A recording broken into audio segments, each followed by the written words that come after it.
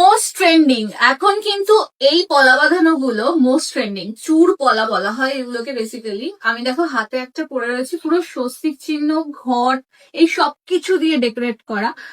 এই সকেট পলা বাঁধানো বলে এগুলোকে।